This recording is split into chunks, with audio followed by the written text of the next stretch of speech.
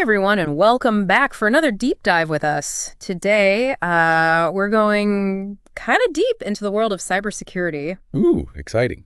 I know, right? So get this, we're talking about a vulnerability Okay. that was discovered in a tool Mhm. that was designed to test the security of Wi-Fi products. Ooh, the irony. I know, right? You can't make this stuff up. You really can't. But here's the thing, this vulnerability, it's called CVE 2024-41992. Catchy name. Yeah, well, you know how these things go. I do. Anyway, Yeah. So this vulnerability, it actually made its way into some real routers. Oh, wow. Well, So we're not just talking about some theoretical what-if scenario here. gotcha. This is a real deal, and it could impact how secure and private you are online. Yikes. Okay, so let's break this down. Please do. So this vulnerability, it's what we call a command injection vulnerability. Okay, so for those of us who don't speak fluent cybersecurity, what does that actually mean? So imagine this. You have your smart home all set up. Yeah. Everything's connected, and it's super convenient. But then you find out there's this hidden back door Uh-oh. that someone else can use to just totally control your whole setup. Not good. Yeah, they can turn your lights on and off, Yeah. mess with your thermostat, even disable your whole security system. Oh, no. And this flaw, it's basically like giving hackers that kind of backdoor access, but to your router. So they can send commands and the router just does whatever they want. Pretty much, yeah.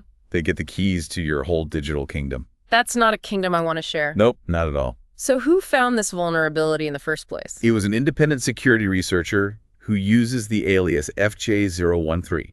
Okay. They discovered it back in April and thankfully reported it responsibly to the Wi-Fi Alliance. Okay, good. So that gave vendors some time to, make patches and fix things before it became public knowledge. Exactly. That's the idea behind responsible disclosure. Right. So this vulnerability, it ended up in real routers that people are using. Right. But the software that had this flaw, it was only supposed to be for testing, right? Yeah, that's the weird part.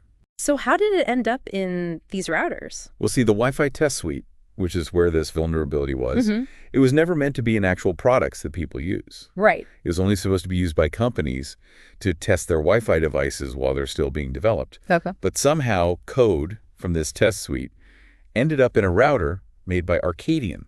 And what's the model number so people can check if they have one? It's the FMI MG51A X1000J. Okay, so write that down, folks. FMIMG51ACOW00J. Yeah, because it's not good. So a tool that was meant to find security holes actually created one. It's kind of a head scratcher, isn't it? It really is. It makes you wonder how companies are making sure their products are actually secure, Yeah, it raises some big questions about the whole process. Definitely. So let's get down to the nitty-gritty. What could actually happen if someone used this vulnerability to get into someone's router? Okay, so let's set the scene. You're at home, all settled in for movie night, Nice. right? You got your popcorn, your snacks, everything's ready, and then, bam, your internet just cuts out. And you can't stream anything, you can't work, you can't even video chat with family. That's the worst. And it turns out someone hijacked your router using this vulnerability.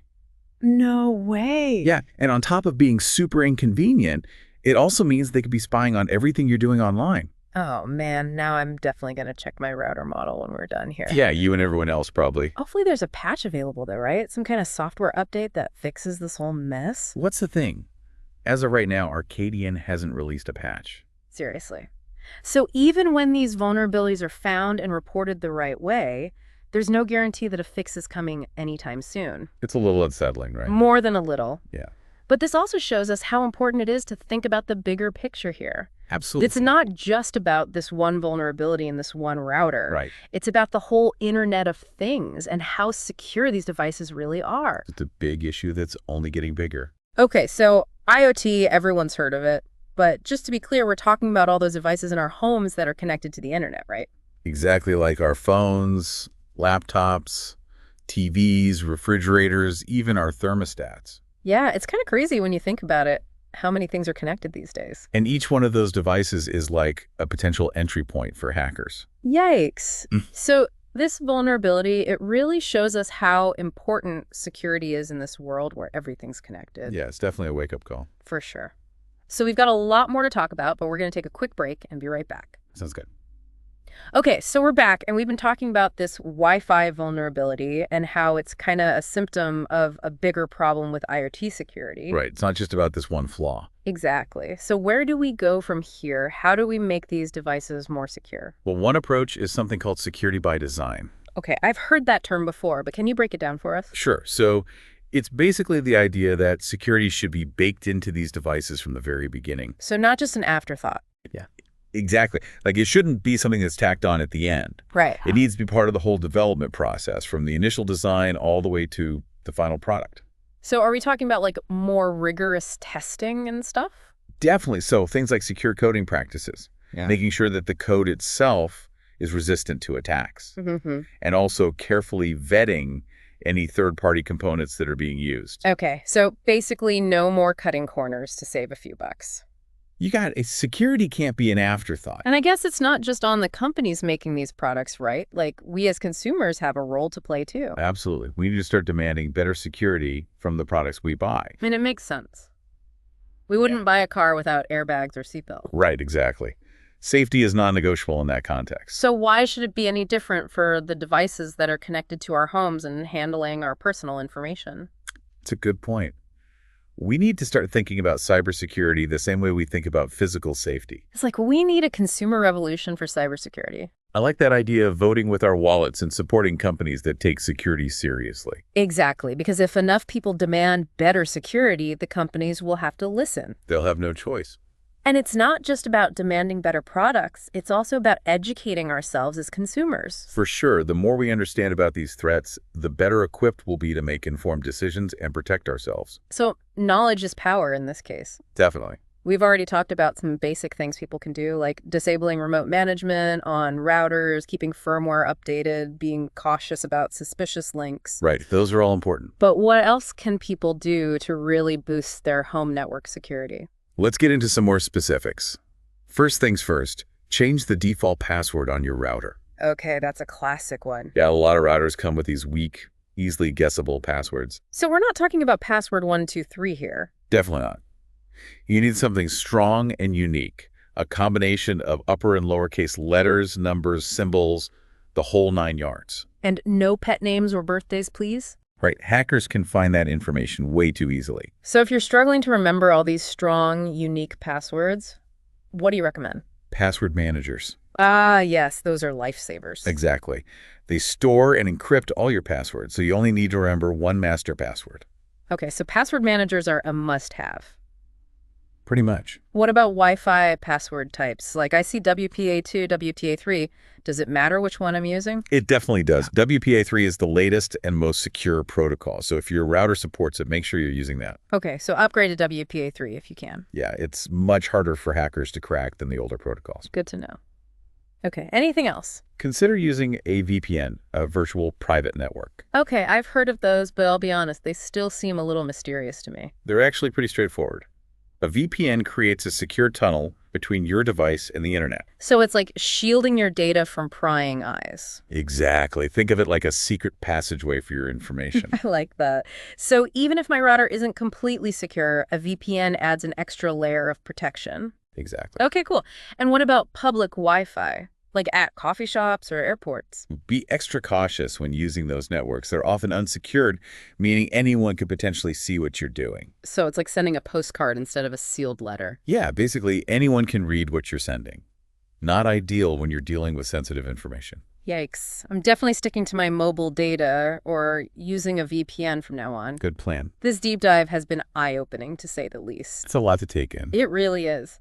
We started with a single vulnerability and ended up talking about the whole future of cybersecurity. That's the beauty of deep dives. It's crazy how interconnected it all is. It really is. Okay, but before we get too philosophical, let's bring it back to the vulnerability we started with. CVE 2024-41992. That's the one. What are the chances that this is just the tip of the iceberg? Are there probably more vulnerabilities out there that we don't even know about yet? That's the million-dollar question, and unfortunately, the answer is almost certainly yes. Oh, great. Software is complex, and that complexity inevitably leads to vulnerabilities.